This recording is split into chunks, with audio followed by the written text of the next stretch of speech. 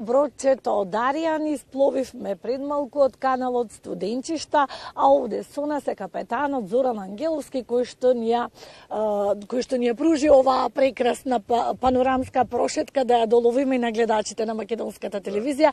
Добро ви утро, Зоран. Започна туристичката сезона. Колку сте задоволни? Колку имаме посетители кои што уживаат во оваа прекрасна атракција? Добро утро, пред се на вас двајца и на сите гледачи на македонската радиотелевизија. Туристичката сезона почнува, да, сега веќе се осеќаат наплив на туристи и има разни туристи од разни држави, а тоа се осеќа многу добро за нас, барем која работаме оваа работа. Така. Кои се најбараните дестинации кои што гостите сакаат да ги посетат токму со бродче? Значи, најбараните дестинации се претежно овие кратките тури од Охрид до Канео, каде што има многу историја и каде што сака да ги разгледат тие некои знаменитости од вода. Потоа Титовата резиденција, односно денеска председателската резиденција Вила Билјана, па заливот на Коските, Трпејца, Свети Заум и Свети Наум на источната обала, а исто сакаат и Калишта, Радожда, Струга и така натака. Да, значи тие се оние најбарани дестинации. Капетане, вие покрај тоа што управувате со бродот, вие на некој начин сте и амбасадор на нашиот град и ги раскажувате, верувам, на гостите, локациите, убавините. Да, гревота е некој да дојде тука да не му ги раскажеме сите овие убавини што ги имаме овдека. И јас лично кој ќе одам негде на друго место, исто сакам некој тоа да ми го раскажи, да знам кај се наоѓам едноставно.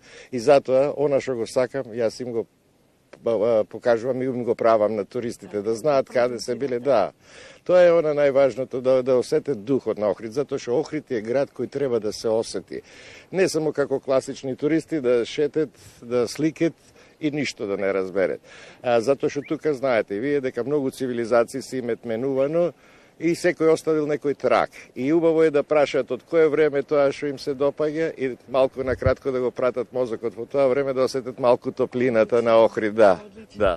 Капитане, кои се најчестите гости кои што уживаат да пловат со бродови, со кајчина, со катамарани? Има доста, сега веќе се прошири се проширија државите од кај што доаѓаат туристите. Ова година многу има туристи од Турција, традиционално од Холандија, сега имаме од Германија, налето претежно од скандинавските земји, има исто тука од соседните земји, од Бугарија, од Грција, од Србија, има доста и многу други држави, али овие се најчестите гости. Во последно време многу е, да речем, модерно и атрактивно да се слават некои пригоди, особено на едно вакво маличко бродче за 12 патници, читаме. Какви се пригоди знаат да резервираат и да слават?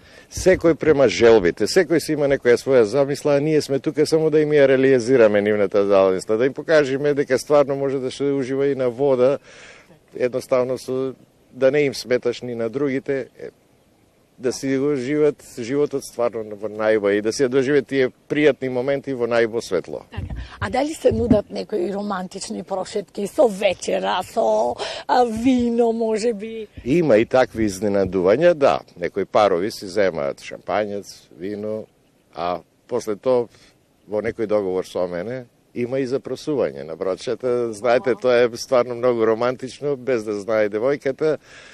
Така и изигравам и на некој начин некој дом. Сведоци кога се стапнува на лудиот камен. Има такви овие забави, што викаме, и сите тие овие убави пријатни моменти се овозможени на бродчета. Одлично. И за крај да ве прашам, кои се предизвиците со кои што се соочуваат бродарите, капетаните денес на Охридското езеро? Најчесто како еден проблем се истакнува недостигот на марина. Точно така, предизвиците, подобро да речеме, проблемите овде што ги имаме се многу бројни.